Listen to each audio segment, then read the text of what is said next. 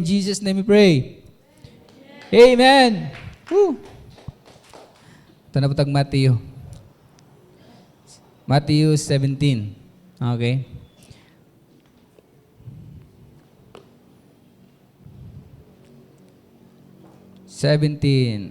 Verses 1 to 8. Tama ba? Okay. 6 days later, Jesus took Peter and the two brothers, James and John, and he led them up a high mountain to be alone. As the men watched, Jesus' appearance was transformed, that his face shone like a sun, and his clothes became as white as the light. Okay? Then suddenly Moses and Elijah appeared and began talking with Jesus. Peter exclaimed, "Lord, it is wonderful for us to be here. If you want, I'll make 3 shelters as memorials, one for you, and one for Moses, and one for Elijah." But even as he spoke, a bright cloud overshadowed them, and a voice from the cloud said, "This is my dearly loved Son, who brings me great joy. Listen to him." And his disciples were terrified and face down on the ground. Then Jesus came over and touched them. "Get up," and said, "Don't be afraid." And when they looked up, Moses and Elijah were gone, and they saw only Jesus. Okay, diyan ang tataman. Now, ako ang i-share sa inyo about deeper in Jesus. Okay? Deeper in Jesus, growing in Christ. Amen? Isa man diri ang gusto nga magkaroon og deep relationship with Jesus and nag-grow diha sa pagngalaga diha sa Ginoo. By the way, ang atong introduction is that, unsa may gingon diha? Why, okay, are there different views of Jesus? Nga namang daghan man or naay mga klase-klaseng view, at least naiduha, no? View of Jesus. Sa ilang panahon, tanan si Jesus is ilado. Tama ba? Ilado si Jesus. Na unang view is kini sa Pharisees and the teachers of the law or scriptures. Kini mga tawhanan ni kabalo sila sa Bible, kabalo sila sa gitawag og prediction sa Messiah, which is si Jesus or ang Christ. Pero lahi sila paglantaw sa Ginoo, paglantaw kang Jesus. Nakita ninyo ang nakabasa mo aning Matthew? Or familiar sa inyong story? Nga kadtong mga religious people like Pharisees and teachers of the law, kabalo sila nga naay Messiah nga moabot kay giistadihan nila, and here comes Jesus, wala nila tuoy si Jesus. And the other thing is the disciples of Jesus. Gini sila the same lagi hapon, pero layo ra kayo ni sila kung una-unaon baka bitang kaalam sa Bible, mas manggialamon ang teachers of the law. Tama ba? Pharisees. Siyempre, kay Pharisees na gud sila. One of the requirements nga mahimo kang Pharisee, kailangan makamemorize ka og at least 5 books of the law. Memorize nimo ang Genesis, Exodus, Leviticus, Numbers, Deuteronomy. Basic na sila. When gusto nimo nga eskwela kag Pharisee. Then the teachers of the law, siyempre, expert na sila. Kabalo nila sila about Jesus. Pero pag naa si Jesus, wala man sila pagtuo kang Ginoong Hesus. Tama ba? Ilang gi-despise si Jesus, ilang gi-reject si Jesus. But of course, according sa plan sa Ginoo, magyud na ang mahitabo. Pero nga namang naamay nana, then the disciples of Jesus, wala, simpleng tao. Simple lang, no? Na mag-uuma, na mga fisherman, na tax collector, na uban doktor, no? Okay, pero di pa gito siya ang ingon nga direct disciples of Jesus. Pero mga ultimo, mga kuan lang sila, ordinary nga tao. Okay? Pero naa sila'y gitawag og lahi nga view kan Jesus, no? Naa sila'y pagtuo sa Ginoo, naa sila'y pag-ila kang Jesus nga siya ang Messiah, Savior, mo nang ilang gihatag ng ilang kaugalingon diha sa Ginoo. Why? Nga nagpaduol man sila ngano mang grabe man ang nila nga respeto, pag-worship kan Jesus. Okay? Now asa man mo diha dapit? Ay Pharisee or disciples of Jesus? Kini mga Pharisee, kining mga hawod sa Bible. Na kung debatihon nimo, kung walihan nimo, walihan pud kanila. Kay mas kabalo man sila. Okay? Pero ang ilang kinabuhi walay Ginoo, di ba? But the disciples of Jesus, kabalo sila, pero gi-apply nila ang word of God. Na transformation sa ilang kinabuhi. Nagalalom ang ilang relasyon sa Ginoo, nagatubo ang ilang pagpangalagad sa Ginoo. That's what we call disciples of Jesus. Kinsa man diri ang mga disciples of Jesus nga gustong mo palalom diha sa Ginoo, mutubo sa pagpangalagad diha sa Ginoo. Amen? Now, atong hisgutan ni tulo ka butang. Unsa may nakalahi sa ilaha? Number 1, personal relationship. Naa sila relasyon sa Ginoo. Ang mga Pharisee kaila sa Ginoo, kaila kang Jesus, pero wala sila relationship with Jesus. Di ba?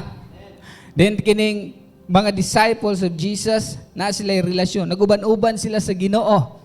Once na ikaw na ay relasyon sa Ginoo, mo na imuhang way nga magkaroon kag kaluwasan. Dili ang imuhang pagkaila sa Ginoo, kundi ang imuhang relasyon diya sa Ginoo. Kay kitang tanan kaila sa Ginoo. Amen? Mutuo ta Ginoo. Tuo man ganing demonyo nga nay Ginoo. Amen? Pero wala sila nag-worship, wala sila nag-obey. Pero kung ikaw na ay relasyon sa Ginoo, mo nang doon na kay salvation. Tagaan kag forgiveness sa imong sala. Amen? Kay kitang tanan makasasala man. Nakuha ninyo? Lahi. Kung gusto ka mo deep sa imong relasyon sa Ginoo, una na kay deep ang imong pagtuo ug mo grow ka diha sa imong pangalagad sa Ginoo, una i-build up ang imong relasyon diha sa Ginoo. Palaluma. Amen. Dili enough ang makaila ka Ginoo. Kaya ang pag-ila sa Ginoo dili na makausab sa imuha. Dili na may makatransform, dili na may makapatubo sa imuha. Para sa mga Pharisee, makaila sila, kita sila, makaistorya pa sila, pero ilang debatihon. But here comes ng mga disciples is relasyon. Diba? Kitang tanan kaila mang Manny Pacquiao, no? Kasi wala kaila kang Manny Pacquiao. Tanan kaila, no? Diba? Amerika, mailan magani siya. Pero doesn't mean nga kaila na si Manny Pacquiao sa ilaha. Wala mang tamailhin ni Manny Pacquiao. Tama ba? Okay. Wala matay relasyon siya. So, pag nasa blessing, di ta mapiskan. Amen? Pero kung nakakay relasyon sa amigo ta, barkada, close friend, di ba? Maagi panahon nga, siguro mapiskan tag panalangin. Amen? Example lang na siya. Wala kumingon nga, magpatuol yun ta dito para, example na. Sa Ginoo, inaana pod. Kaila ta Ginoo. Problema, ang Ginoo, kaila makasatua. Kaila magyud kay tanan gihimo pero kanang relasyon nimo. Amen. Nakuha nato akong gimin sa inyo, amen. Now, sa relasyon di kailangan ni accept the call. Response sa tawag sa Ginoo sa imong kinabuhi. Kay kitang tanan gitawag sa Ginoo. 6 days later, Jesus took Peter and the two brothers James and John, led them up to the high mountain to be alone. Okay? As the men watched, Jesus' appearance was transformed. His face shone like the sun, and his clothes became as white as light. So sa dihang gidala ni Jesus ang tulo ka disciples, si Peter, James, and John, dito para to be alone. Kanang exclusive. Mga ilaha ra gyud na. Then sa dihang nakita sa mga disciples, noon sa man, nausab ang naong ni Jesus, dili na katong normal nga Jesus, nisiga ang iyang dagway, nga mura nag-adlaw, ang iyang sinina, nga lago-lago, no? Nga, di maginingon nga dato kay Jesus, no? Kanang, kuha lang ba? Naagin si sinina, pero nahimo siyang white as light, nisiga pod. Then here comes na iduha ka tawo nga inila, no? Elijah and Moses, nagigistorya kan Jesus. Now, once nga na kay personal relationship, kailangan nimo mo accept sa calling sa Ginoo. Mo response ka sa calling sa Ginoo sa imo ang kinabuhi. Amen? Kay kitang tanan gitawag sa Ginoo para mo spend time with Him. Amen. The disciples of Jesus nga kining si Peter, James, and John, gitawag sila sa Ginoo para muadto sa bukid. Amen. Wala nagduha-duha, wala sila ni balibad, ni respond sila sa calling sa Ginoo. Next bro. Okay? Response. Inim tapad, pag-response pod. Kita mo good, gitawag ta sa Ginoo tapos gahi kay ta. No? What do you think kung kini mga tawahanin ni wala ni response sa tawag sige nga Peter, James, John. Adto ta. Uban sa kuha. Ingon sila, sige Lord. Kung mao na imong tawag sa mua, let's go. Kita tawagon ta sa Ginoo kay daghan pa mo tagbalibad. Oy, Brad. Mangalag na ta or maging disciples ka, sunod sa kuha. Daghang kita alibay. Oh. Unya na. Unya na kung mo-graduate na ko. Unya na kung makatrabaho ko. Unya na kung di na ako busy. Nabay time nga di ka busy? Walay butang nga di na ka busy. Kaya kung mauna imong dahilan, tagaan kag reason ni Satanas nga perminti ka bisihon. Amen? Response sa calling sa Ginoo kay kitang tanan gitawag sa Ginoo. Murag di man mo agree. Amen. Kitang tanan gitawag sa Ginoo, manang mo response ka. Daghan ang gitawag pero gamay lang pinili. Kadto ra gyud mo response sa calling sa Ginoo, mara gyud toy mapilian. Amen. Nya kanusa pa man ka mo response sa tawag sa Ginoo? Na nang mag-ugod-ugod na ka. Oh, kanusa pa man ka mo simbag mga lagad sa Ginoo kanang nanakagipamati. Amen? Hallelujah. Napa mo diha? Okay, natong atong kuan diha katong pawala sa tulog diha. Okay, sorry. Alang para spend time with Jesus. Ingon siya dire to be alone.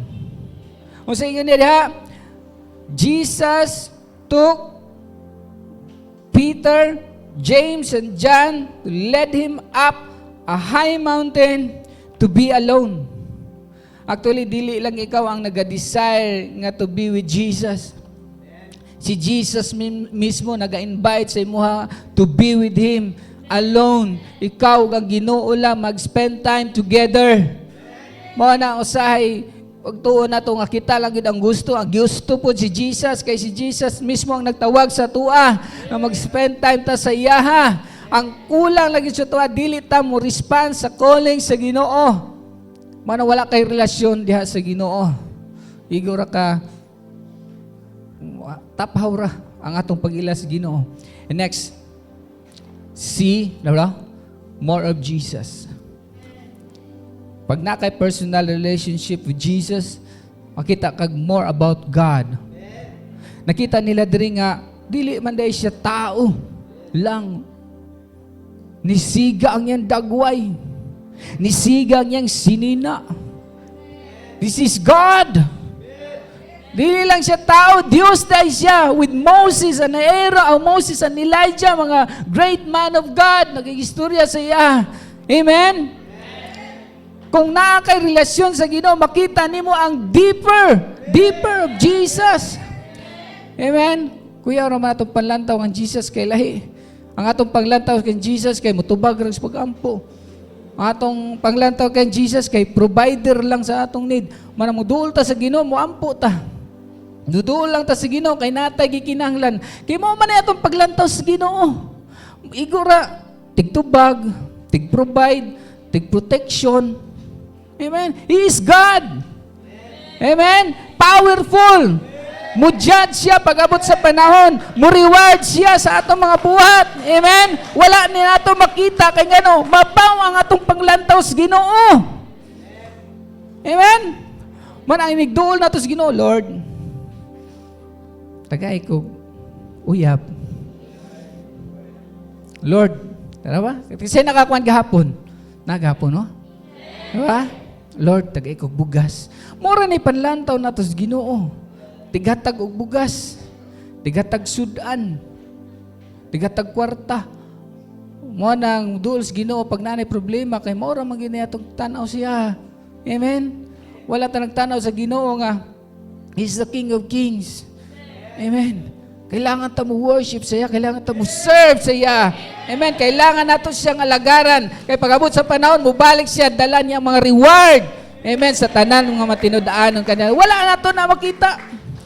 Di nato na makita. Kanya wala lagi tayo personal relationship. Dili ta deeper in Christ, growing in Christ. Amen. Now, surrendered life. Number 2 is surrendered life. Dili lang kay nga personal nga relasyon sa Ginoo, but na kay total surrender with Jesus. Peter explained, Lord, it's wonderful for us to be here. If you want, no, ingon si Pedro nga, nindot siguro, Lord, nga diri na lang ta. Magtukod kog balay. Isa sa imuha, isa kang Moses, isa kang Elijah. Diri ra ta. Amen. Para exclusive. Ingon si Jesus. Ingon siya, but even as he spoke, the light brought overshadowed them, and the voice from the cloud said, This is my dearly loved son, who bring me great joy. Listen to him. Then the disciples were terrified. He faced down and to the ground. Okay? When you naka-surrendered life, you are committed to obey. Committed to obey. Ini matapad, committed. Committed daw. Lahi itong obey lang. Kailangan na kay commitment sa Ginoo nga mo-obey. Whatever it takes, na kay commitment di siya. Maayo ang kahimtang, maot ang kahimtang, committed ka nga mo-obey kang Jesus. Amen? Naigistorya diha, no? Ingon si Pedro nga, Peter exclaimed, mo to pagkakita niya sa nisiga ng dagway ni Jesus. Ingon si Pedro nga, Lord, diri na ta. Magbubuhat ko balay. But as he spoke, bright cloud overshadowed them. Samtang nag-istorya si Pedro, ang clouds ni overshadow. Wa ka human og istorya si Pedro, naanay clouds ni abot sa ilaha. And naay voice nga ningon, This is my dearly loved son. Obey him. Listen to him. Amen? Mo nagingon siya daring next bro. Committed to listen and obey. Diba? Si Pedro, kita nato din nga, wag na siya yung mga mayong una siya huna-huna. Butang siya una, musuro na mara siya tabian, saba. Pagkaklase nga disciples. Mga nang katong pag-overshadow, murag to girebuke siya ba nga, stop. Ayaw sige gistorya. Just listen to him. Kasi manggod kita, no? Kusog kita mo istorya. Di ta kabalo maminaw sa Ginoo. Tama ba? Murag si Pedro ba nga, Lord, himo kog balay diri. Ikaw imuhay ako. Ikaw ni magbuot sa Ginoo. Dili na kabalo maminaw sa Ginoo nga mao na imong buhaton. Kita mas bright pa sa Ginoo kanuna. Ayo lang ana, Lord. Lain man na. Kinira ko ang gusto. Dili ko ana niya. Murag bright patas Ginoo, like si Pedro ba? Lord, mo ni atong buhaton ha. Balayan ta kadiri. Naapod kang Moses. Ingon ang kuano, ayaw, this is my son. Girebuke si Pedro sa clouds. Listen to him. Dili kaming maminaw sa imo. Dili si Jesus maminaw sa imo hang kung sa'y buhaton. Maminaw ta sa Ginoo kung sa'y atong buhaton. Amen? Hallelujah. Narira, siya, please God and increase. No, pleasing God will give you increase. kung maka-please day ka sa Ginoo, akong gikuha ni nga quote diri, "This is my dearly loved son who brings me great joy. Listen to him." Kisa nag-ingon na? Ha? Kisa nag-istorya na? God the Father. Tama ba? Agree ba mo na? Okay, at least agree ta. "This is my dearly loved son." Nag-speak ang clouds. Nga mao ang voice of God the Father. "This is my son, Jesus, who brings me great joy. Listen to him."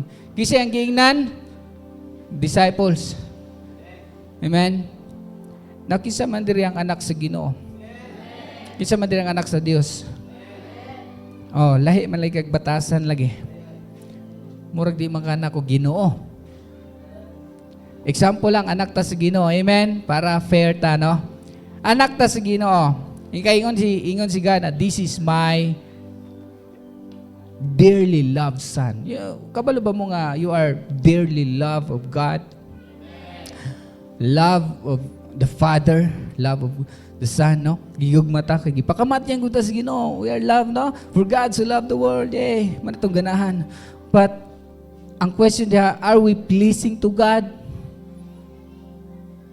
Nagapahimaya ba kas Ginoo? Kay ingon si Jesus, the example. Ingon ng Father nga, "Mao na akong anak, nalipay ko sa iya. Muna kamong tanan paminaw sa iya." Na kung ikaw, disciples of God, kini dapat ninyo ni makitaan. Kaya gusto na ko ni explain sa inyo. Kung ikaw is a son of God, amen? Kung ang imong kinabuhi like Jesus, maka-please sa Ginoo, makaingon si God the Father nga, nalipay jud ko anang iyang kinabuhi. Unsa iingon niya? Listen to Him. Abi nimo kung ikaw pleasing to God, God the Father na mismo ang mo-convict sa mga tao nga maminaw sa imuha. Kaya nga naman, you are pleasing in the sight of God. Nganong lisod kaayo ta mag-disciples, lisod kaayo ta magwali, no? Kaya nga naman, ang atong life dili pleasing sa Ginoo.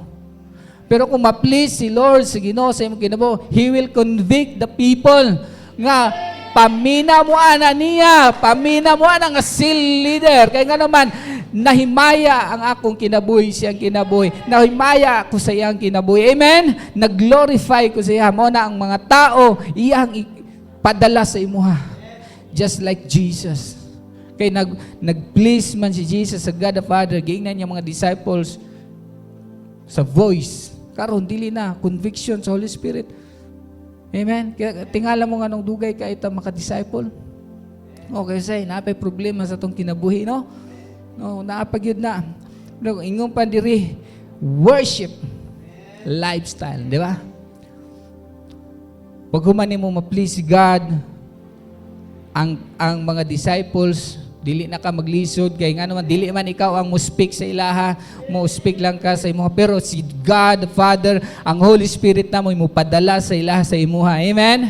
Just like the disciples of Jesus. Paguman, ang imuhang lifestyle is the worship lifestyle. Yan ang kay lifestyle sa worship. Then the disciples were terrified and face down to the ground. Amen?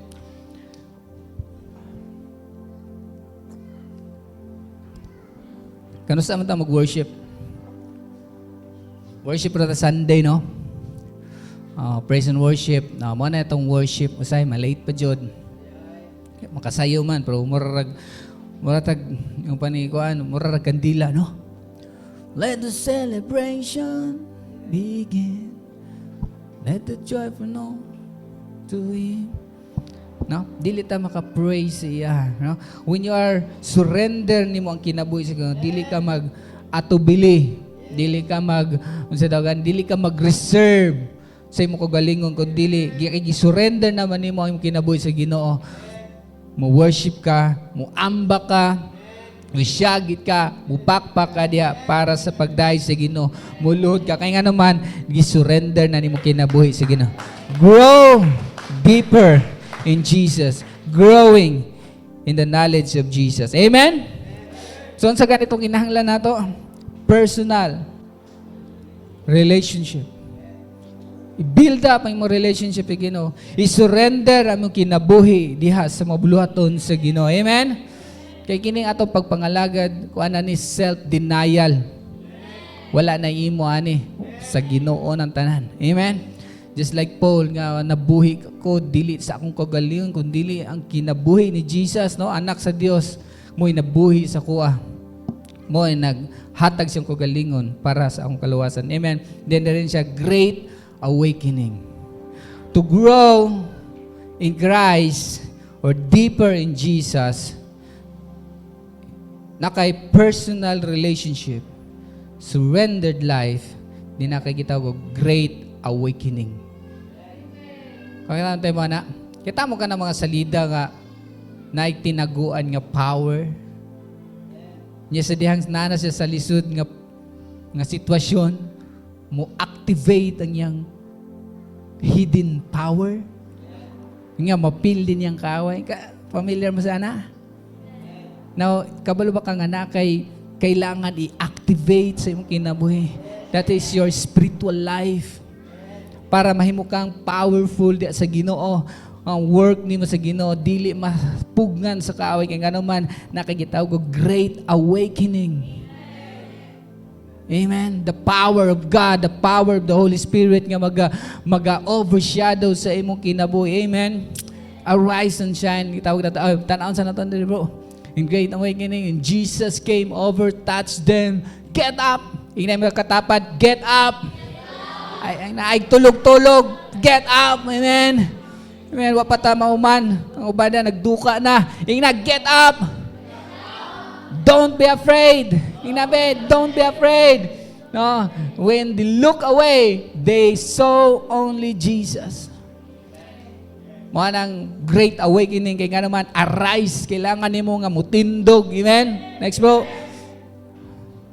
Tindog barog kay nga naman gamiton ka sa Ginoo.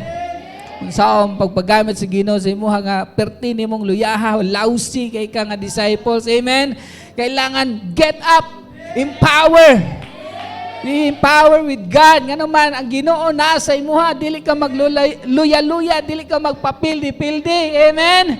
Kay dili pildi ang Ginoo. Madinaogon si Lord. Nga nasa sulod nimo. Arise and get up. Amen? Woo! Mabila mga kuha, no? Kumusta mo, Brad? Margyapon. Wagi kadaugan. Amen? Inay, kumusta niyo nga? Praise God. I am victorious. Mao na yung mga disciples nga na great awaken. Wow. Amen. Na-unlock ang ilang spiritual life. Unlock ang mga spiritual power. Amen. Kung sa ato pang pinulungan. Pero naagid na sa imuha. Kailangan nimo mag-awaken ang imuhang spirituhanon nga mabutang. Amen. Spirituhanon nga kinabuhi. Spiritual vision. Or spiritual life, or spiritual eyes. Alright, okay. Katalang sa bro. Makita nimo ang mga butang sa Ginoo, makita nimo ang vision of God. Ang imo ang spiritual eyes ma-open. That's why ningon siya diri, as the men watched, Jesus' appearance was transformed. Nakita nila sa ilang mga mata nga si Jesus Christ na transform, kang ilang mga mata awaken spiritually. Nakakita sa mga butang nga espirituhanon, nakakita sila sa vision of God. Amen? Kung ang imong mata dili ma-awaken spiritual, ang imong makita permanente problema. Okay, kapoy, pobre, sakit, mo na imong makita permanente. Amen? Pero kung nakay great awakening, ang imong spiritual eyes mo open, makita nimo nga nakay daghan bulaton para sa Ginoo. No time nga mapildi, no time magluya-luya, kay nga naman ang imong spiritual eyes open. Kung sa may imong nakita karon? Ha? Kuya nakita nato perminti kay lahi. Pero kung ang imong mata open, makita nimo ang mga tao nga need of Jesus. Makita nimo ang mga classmate nga kinahanglan sila maka-receive Sa gospel, maka-hear sa gospel of God. Mo na imo makita, permente. Mo nang kung ang imuhang mata, spiritual eyes open, walay reason nga magluya. Namin ang magluya. Natural. Pero, kung open yung mata, di ka magpapildi. Kaya nga naman, lahi ang imong nakita kontra sa nakita sa mga ordinaryo nga tao. Amen? Then, spiritual ears. Kung sa ingon diri, listen to Him. Mawat bitaw na nga, si Pedro nakadungog siya og sound. Nakadungog siya og voice. Kaya nga naman, ang iyang spiritual ears awaken put. Amen? Mga na makadungog sila voice of God. Amen? Dili ka makadungog sa voice of God kung imong ears wala pa ma-awaken spiritually. Kaya imong paminawon, permente, mga negative mga balita, permente na si mong madunggan. No, COVID, virus. Amen? Sa pamandiha, daghan kayo, makasasala ka. You always listen to lies, kaaway mo na pinininti mo madunggan. Pero kung ang open ang imong spiritual ears, madunggan mo ang the voice of God. Amen? Mo speak si Lord sa imong kinabuhi, tingala ka ang word of God, mura siya sa imuha personal nag-speak. Makahatag sa imuha encouragement. Nga naman, listen. Karabitang na mga butang sa imong kinabuhi nga amad lang kung kuan mo, sa experience mo nga naay sitwasyon sa imong kinabuhi ba nga dili ka kabalo nga gikan sa Ginoo. Nya ma-miss nimo ang opportunity kay nga naman dili ka kabalo mo maminaw sa dictate sa Ginoo. Daghan na nahitabo sa kuha. Di ka bitaw dili kayo open ba? Kanang kini buhat na sa Ginoo. Nya diha ra ka ma-realize nga itama day no. Pila man ka opportunity ang na-miss nato. Kaya nga di lagi ta maminaw sa Ginoo. Maminaw pa ta sa tong kauban, maminaw pa ta sa tong barkada. No? Di ta maminaw kang Jesus, di ta maminaw sa iyang word. Kaya man, bungol man. Mas maminaw man ta tong mga budots, kay lami man kayo. No? Kasi kabalo mo sa iyo to budots, ha? Diba? Ako ka nang sitaw ka na. Ha? Sige kantag Jopay. Na? Mora na yung pambinawan, Jopay. Kumusta ka na? Pero wala kita paminaw sa worship sa Ginoo. Ganahan maminaw. Pero pag ma-open ay mo hang spiritual ears, ganahan kay ta maminaw word of God. Ganahan ta maminaw worship. Amen. Kaya nga naman, spiritually awaken naman ka. Amen. Then last thing before ta mag-end, focus. Ang imong mata naka-focus lang. Sige, abi ni mo na igingon diri sa Bible na. Ako na lang ni siyang basahon. Sa verse 8, ningon siya diri. And when they look up, Moses and Elijah were gone. Moses, Elijah, gone. And they saw only Jesus. Kita na ko diri nga walay tao bisag unsa pa ka maayo dili ka modugay na kay limitation. Dili ka mag-live forever or for eternity. Amen. Na kay end. Siguro makaingon ka sikat ka karon pero naagi time nga mamulaos ka. Siguro naagi karon healthy kay ka, bugiro kay ka, pero naagi time nga mahimo kang walay nahot. Amen. Kung karon inani mo ang dagway na gwapo kay ka gwapa, pero na time nga mo pangit jud ka. Nakita ninyo si Moses and Elijah is a great man of God. Pero pabot diri, they're gone. Only Jesus will remain. Kabalo mo na, tanan kabtangan, tanan tao, ayaw iput ang imong trust diha. Ibutang dito kang Jesus.